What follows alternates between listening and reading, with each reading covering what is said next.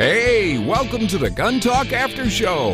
If you're on hold, stay there. We'll try to get to everybody. Every call from every listener, no matter what the issue or problem, is important to us. So stick around for a little while as we call Tom Gresham back to the microphone and let our hair down a little bit. Along with a little help from our show producer, Jim Kinsey, who will offer some words of wisdom, and Gun Talk Tech extraordinaire Michael will be checking in.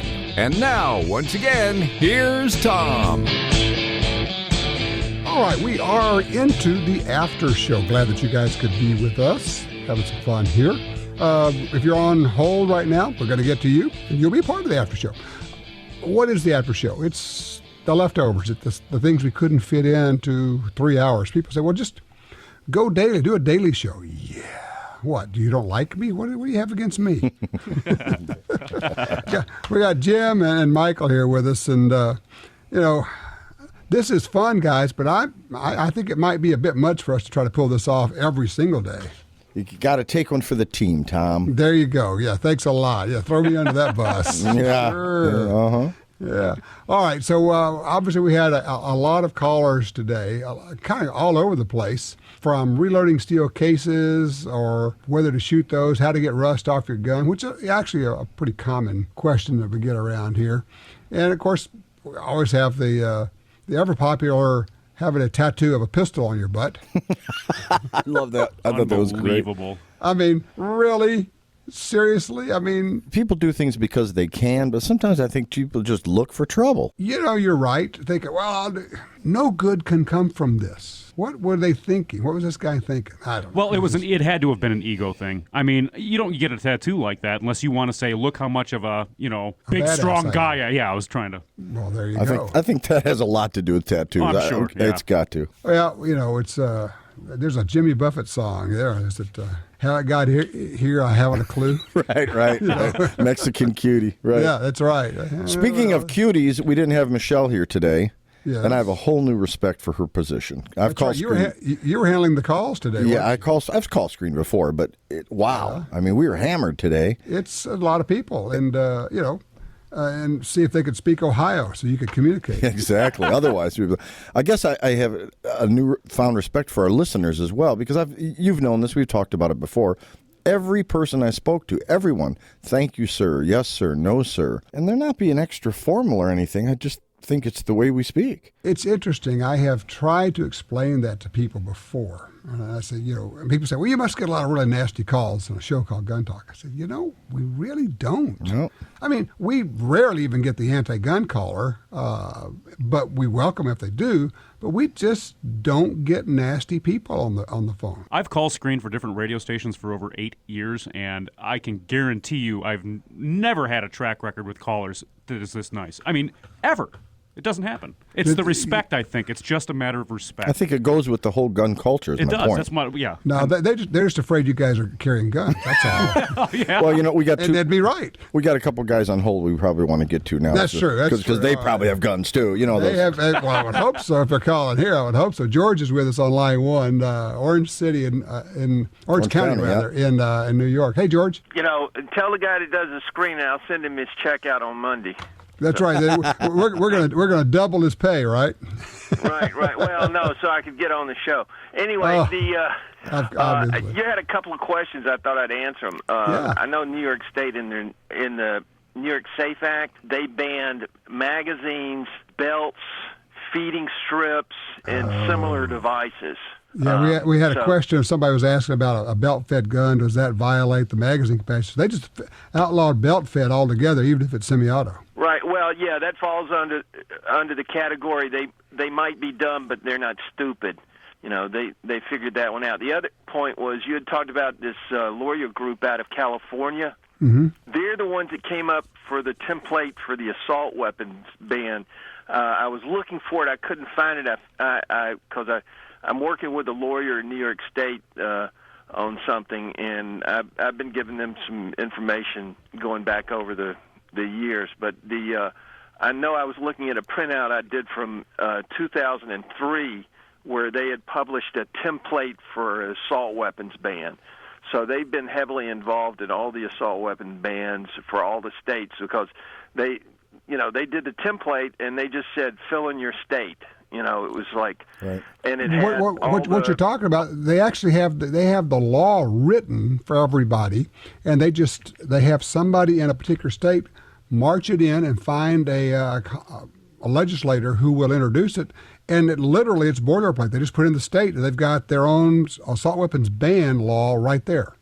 Right. Not only the law, but also all those preambles before it, because modern guns, pose such a serious threat, and we have so much gun crime, blah blah blah blah blah. Yeah. So they've been heavily involved with that for decades. Bloomberg. Well, no, he's a latecomer. They have been involved for longer than these guys than were he before has been, him. So. Exactly. Well, George, what's the situation right now in New York State under the SAFE Act? We are several months into this. Is anything changing? Is it starting? And it frightens me to say this. Is it settling into where people are getting used to it and maybe not pushing back? Well, it's still confusion. As a matter of fact, last week I met with the head of the New York State DEC and the lawyer who's in charge for the New York State Police. Not just me, but other hardcore hitters from the local area and local counties. And the lawyer basically said, sue us, keep suing us. That's okay with us. But, we're going to uphold the law. This ammunition background check, the way they said that they wanted to do it, they wanted to be like seamless, where you just walk in, put your driver's license through, and it automatically prints out, okay, you're approved. But in order to do that, it's going to cost, it's going to have to cost like $40 million that New York State assemblies are going to have to come up to do it. So I don't think this background check for the ammunition sales is ever going to happen within the next 5 years, the way they were talking. Because of the funding? Yeah, because they said it's not supposed to cost the gun store any money to do this background check. Okay. So the state's going to have to provide all the equipment. And so they thought, when they passed the law, they thought that they would be able to do a NICS background check, and that would be it. Well, as everyone knows probably listening, as soon as they called up the FBI and said, well, we want to start doing NICS background checks on ammunition sales, they said, oh, yeah, really? Yeah, they don't have a workload, no. Yeah, right. That's going to quintuple or by a factor of 10x the number of background checks, probably by 100x. So they just said, no. The FBI says, no, we're not going to do that. You're on your own, big boy. We had no part in that one. Right, and the other thing, the registration of the assault weapons, I don't think that's going well at all. I was the one handing out in this meeting stickers that said "We will not comply." So I know whose name's on the list. But when they rewrote the SAFE Act, now they're claiming they don't have to tell us how many assault weapons are registered. So they're not going to be facing the embarrassment of Connecticut, where they said only 50,000 people registered their guns. New York State's not going to have to tell us how many are registered, so we won't know whether it is. And I blame myself for part of it, because when New York State had the COBUS system, I was the person that published the COBUS numbers every month or every couple of months when they were available.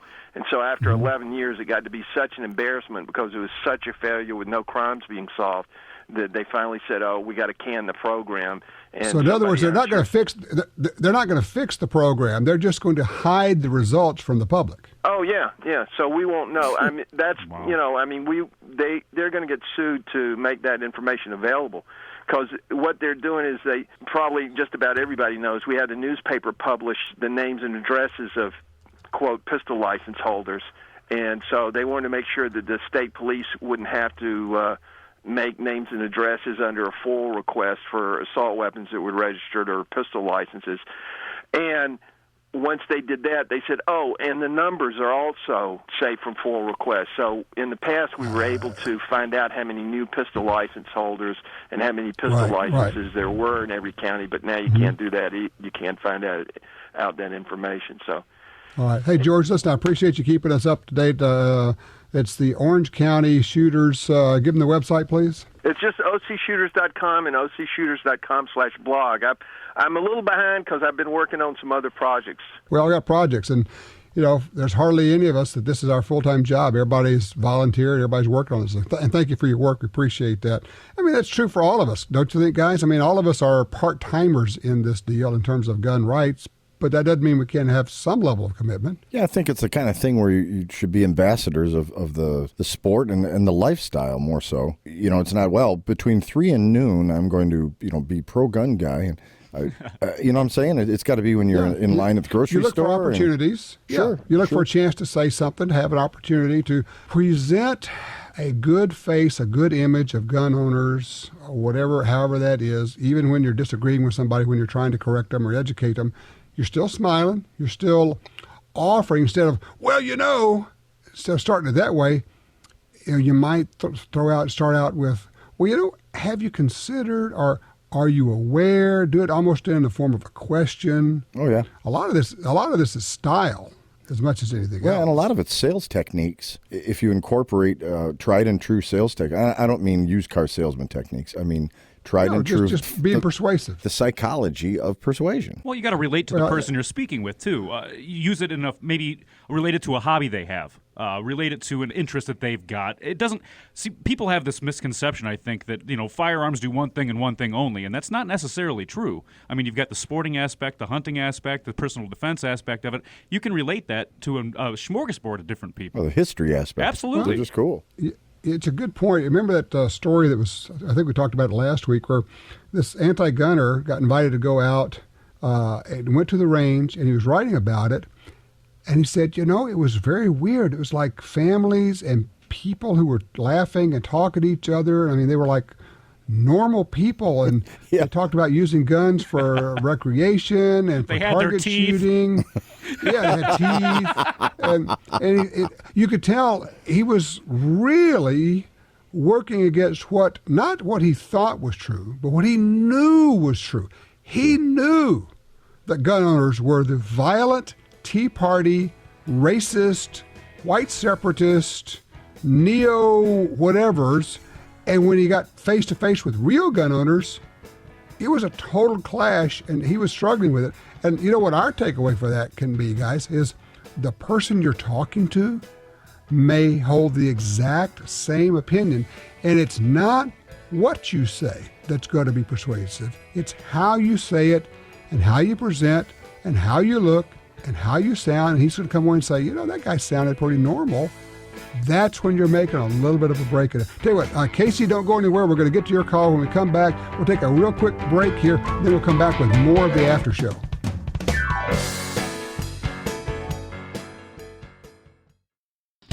The XDM 3.8 Compact from Springfield Armory is 2 guns in 1. Use as your concealed carry gun with a compact magazine and use the extended magazine for home defense. Carry 13 rounds of 9mm in the compact magazine and a whopping 19 rounds in the extended magazine. To see the entire family of Springfield Armory XDM pistols, go to springfieldarmory.com. That's springfieldarmory.com. Hi, I'm Michael Bain. You know I hate cleaning guns, so anything that makes that job faster and easier is definitely a plus. And that's where Bore Tips come in. These reusable, lint-free cleaning swabs make cleaning a breeze. And the tighter-fitting Bore Tips do a better job on barrels than cotton mops or patches. Hey, it's a dirty job. Let Bore Tips help. To find a dealer, visit boretips.com. All right, we are back from the break here. Let's go straight to the phones. Line 2, Casey's with us in Alaska. Hey, Casey. How you doing, Tom? I am good. Thanks for joining us on the after show, man. Hey, no problem. My pleasure. I'm about to walk into the Matsu Valley Sportsman Show. I think you were up there a couple of years ago. I was up there a couple of years ago. I love that show. That's a beautiful area, too. Are you starting to get any hints of spring up there yet? Yeah, we haven't had much in the way of snow for a long time. I'm actually looking at all grass right here at the sports complex. Ooh. Outstanding. Cool deal. Early bear season. Ooh, early bears. I like early bears. I hope so. Hey, I came up with an idea. I heard you talking about this concept that, the Second Amendment isn't enough. And I tend to agree with that. And that made me think, and what I came up with was a couple years ago we had this round throughout all the different states where everybody introduced a castle doctrine, and we're still working the concealed carry shall issue thing in all the states. I'm thinking it's time, since you know the people who can make this kind of thing happen, we need to start a series of introductions in all the states of legislation that restricts the local authorities from the right to confiscate. So introduce something simple that says no state, local, or entity will ever have the authority to confiscate under any circumstances, blah, blah, blah. So how it would be worded, I don't know. But I think we can start something like that, and that is that might be the other arrow in our quiver, as you said, that would really back up the Second Amendment. It's interesting. I like it. I think there's a nugget there that's worth mining. We can kind of play with that. And I don't know how that comes about, because if they say, well, we're going to outlaw a particular gun, then we're going to confiscate it. But if you've got this on the books that says you can't, I mean... It's proactive instead of reactive. Yeah. Now, I know that no law... You can't pass a law that is binding on a future legislature, so they could always undo that. Now, the one thing you could do is you could do that in the form of an amendment to the state constitution. That would be an interesting way to go. You're not going to get it done in all the states, clearly, because anybody that's already passed the SAFE Act and Connecticut, some of those states, New York. Well, I think it's time to have some, one election at a time victories in those states, just like they are at the federal level, with Mike Lee here or something like that. I think you're right, Casey. I think it's a good idea. Look, I appreciate it. I go buy something at the show there, would you? Well, actually, I'm working with one of my buddies in the Marines up here who is running for Senate against our Democrats. So we're going to go stand at his booth and try and cheer him on. All right, good deal. Well, look, good luck with it. Thanks for calling, man. Interesting idea, guys. We got concealed carry going state by state by state. It took 25 years or so. We're getting stand your ground laws in a lot of states. We've got castle doctrine in even more states. They're all in response to situations. I think what Casey was saying, this is preemptive, where, it's on the books. It's not waiting till an issue arises. Well, one of the things that has happened is we have laws in various states that have been passed which prohibit the confiscation of guns during emergencies like martial law or states declaring emergencies, Katrina-type deals. And North Carolina, they ban gun sales when they have a snow emergency. Did you know that? Yeah. Wow. Isn't that great? Yeah, we're declaring a statewide emergency because it's going to snow. But the way the law is written, when you have a statewide emergency, they cannot sell, I think it's guns or ammo. So have it now, because when you need it, you may not be able to go get it. Well, plus everybody knows that there's never crime during inclement weather. Well, you get these crazy snowblower guys, what are you going to do? Jeez. A guy why'd you shoot him? Well, he had a snow shovel. Oh, well, okay, then. It's good. It's a weapon. That's right. Well, of course, down here we would shoot somebody with a snow shovel just because we'd say he must have been insane. He was lost his mind. Hey, Tom, we had a call earlier that actually didn't get to air. And he gave me a tip on cleaning rusty guns. And I'm just going to pass it on to you as being the truth, and I'll let you weed it out. Put it on your shoulders, right? Okay. He said if you get a real penny, like from the 30s, 40s, real copper, not the newer ones, a real copper penny, oil, any kind of oil basically, and a paper towel, you soak your barrel in oil, and you take the penny to it, and you rub it, with the direction of the barrel, and it takes the rust out without damaging the bluing, because it's harder than the rust but softer than the bluing. And he says he's done this on hundreds of guns. I don't know if he's a gunsmith or a gun restorer, but he says he uses a method, and then the penny will get brown from the rust that's come off. You have to keep cleaning it with the paper towel and just keep re-oiling up, and it'll take it off but keep the bluing. So I thought that was pretty cool. He swore I actually had heard that. I've never used it. But I had heard that. The part I didn't realize, hadn't thought about, is the difference between old pennies and new pennies. Well, yeah, because the new ones are copper alloy and... Yeah, they don't have as much aluminum. copper. We have debased our currency so much that there's actually worth costs Zippo. 3 cents a penny. Yeah, it costs 3 cents to make a penny. To make a stupid penny, which, and there's no silver in our silver and all the rest of that. Well, I'm presently holding some oil, a paper towel, and a penny, and I'm going to try this whole philosophy or whole method out on Michael's Glock this afternoon. Yeah, don't do that. I like the Tennifer finish on my Glock. Hey, another thing you can do, too, is electrolysis, depending on the kind of firearm you're talking about. If you've got some really severe rust, you can build yourself a really cheap electrolysis tank to pull off some rust. Frog lube also with some steel wool. 4-aught steel wool. 4-aught steel wool. Any of the good oils with the 4-aught steel wool will work. And obviously, if you're trying to get it off of a blued gun, go very lightly at first. Only use as much pressure as is necessary to take the rust off because, you have a chance of removing bluing. And once that happens, you've opened a can of worms. Now you're looking at either getting the gun reblued or maybe going with a cold blue, which some of those look. Have you had any decent, luck actually. with that? The cold blue? Actually, some of them look pretty decent. I guess it depends. If you're looking for a real professional, gorgeous look, cold bluing is not going to give it to you. But if you're just saying, I just want to protect my gun with a little bit of something and make it you don't decent. have a collector's piece. It's just something you want. Yeah. If it was something you're going to be carrying, I wouldn't worry about it. I would use cold blue in a heartbeat. I did on my SKS. I drag it through the dirt and mud and, threw some cold bluing on there. Took care of all the scratches. Yeah, just takes care. You can also paint them. Just a little can of Krylon. We laugh, but actually Duracoat, that's, what is Duracoat? But basically a really tough paint, I guess. Well, I'll let you know how it works out on Michael's Glock and how the penny method.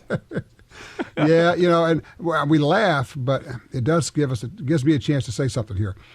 If you carry a gun, as a lot of us do, you really have to take it out of its holster at least once a week, take the slide off, clean the gun. I know it hasn't been shot, but that's a very moist environment when you stick it, inside your waistband and all. That's like putting it the into lint, the dust bunnies. I've pulled out Yeah. quarter-sized dust bunnies from under my slide after a week of not cleaning, and it's kind of embarrassing. I got popcorn kernels off my belly. French fries up in my Glock. I think we just reached into the TMI area now, guys. Nice visual. Yeah, thanks. Yeah, lovely. Thank you so much. Oh, what was the one where it's... No, we're not going to go there. Okay. Even on the after show, we're not going there. It's not an FCC issue. It's just It was decorum. all about No, it's the concealment issue. We're not going there. So use your imagination and do not write me about that. If there was ever a cue to rap, that was it. Yeah, I think we just hit it. That's as I say. That's about all we need to hear about that one. So there you go. All right, guys. Let's appreciate. What are you going to be shooting this week, guys? Both of you. I've got a CCW class. I'm gonna it's I think Wednesday. We've got one coming up, and I've got another one this weekend, so I'm looking forward to that, and a low-light clinic, which is going to be a lot of fun. Those are a riot. Now, do you get to shoot much when you're instructing? No, not usually. No? Not usually, unless I'm demonstrating something, but which is kind of a good thing. One, it's not good for my marksmanship, but it does save on the pocketbook as far as ammo goes. Right. But I do occasionally, I try at least once a month to maybe take time off from teaching to be able to shoot what we're teaching, and it does help, too, because you notice what you need, practice in. Well, the other thing is an instructor really does need to be able to shoot well, because if you're out there shooting all over the target and you can't shoot a little group, then why should anybody listen to you? Right, your credibility is out the window. Yeah. Absolutely. So, how about you, Jim? Well, Michael's doing the low light training. I'm going to go for some low life training. You shouldn't need any training for that. Whoa! Microphone's getting disconnected. Yeah. That's right. And with that, we're heading, rounding third, heading to home. Holy smoke. All right, guys, look, appreciate your help, and we'll do this again next week. Thanks, Tom. Take care. Now, wasn't that fun? You'll probably want to join us again next week for the Gun Talk After Show. It comes up right after the radio broadcast right here. It's where Tom and some of the crew and staff stick around and let their hair down a little bit, doing what they do best, talking about guns. We'll see you right here next week.